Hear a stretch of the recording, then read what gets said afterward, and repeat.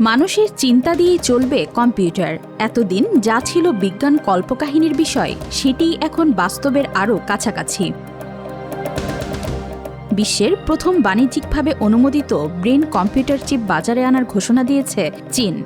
নিও নামের এই চিপ ইতিমধ্যে ক্লিনিক্যাল পরীক্ষা সফল করেছে। অস্ত্রোপচারের মাধ্যমে মানবদেহে স্থাপনযোগ্য প্রথম অনুমোদিত ব্রেন চিপ হিসেবেও স্বীকৃতি পেয়েছে এটি। এই ঘোষণার পর প্রযুক্তি বিশ্বে শুরু হয়েছে নতুন প্রতিযোগিতা। কারণ ইলন মাস্কের বহুল আলোচিত নিউরালিঙ্ক এখনও বাণিজ্যিক অনুমোদনের অপেক্ষায়, আর চীন পৌঁছে গেছে বাস্তব প্রয়োগের দোরগোড়ায়।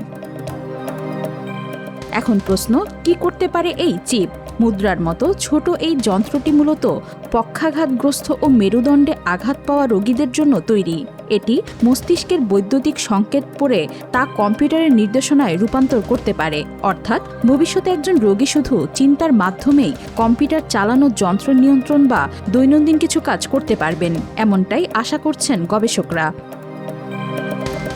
শুধু চিকিৎসাই নয়, এই প্রযুক্তির সম্ভাবনা আরও অনেক বড়। বিশেষজ্ঞদের মতে ভবিষ্যতে স্ট্রোক, পার্কিনসন, মৃগী, এমনকি বিষণ্ণতার চিকিৎসাতেও ব্রেন চিপ গুরুত্বপূর্ণ ভূমিকা রাখতে পারে। তাই আগামী দশকে এই শিল্পের বাজার কয়েকগুণ বাড়বে বলেও ধারণা করা হচ্ছে। তবে আশার পাশাপাশি রয়েছে উদ্বেগও। মানুষের মস্তিষ্ক তথ্য পৃথিবীর সবচেয়ে সংবেদনশীল ব্যক্তিগত তথ্যগুলোর একটি। সাইবার নিরাপত্তা বিশেষজ্ঞরা বলছেন, ভবিষ্যতে যদি এসব তথ্য হ্যাক হয়, তাহলে তা হতে পারে নজিরবিহীন ঝুঁকির কারণ।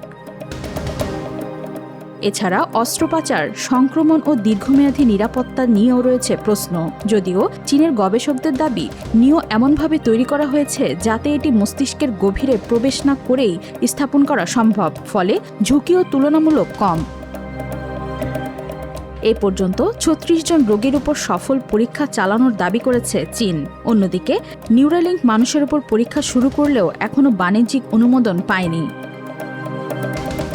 প্রশ্ন এখন একটাই, এই প্রযুক্তি কি লাখো মানুষের জীবন বদলে দেবে, নাকি মানুষের চিন্তা ও ব্যক্তিগত তথ্যের নিরাপত্তা নিয়ে তৈরি করবে নতুন সংকট? উত্তর মিলবে সময়ের সঙ্গেই।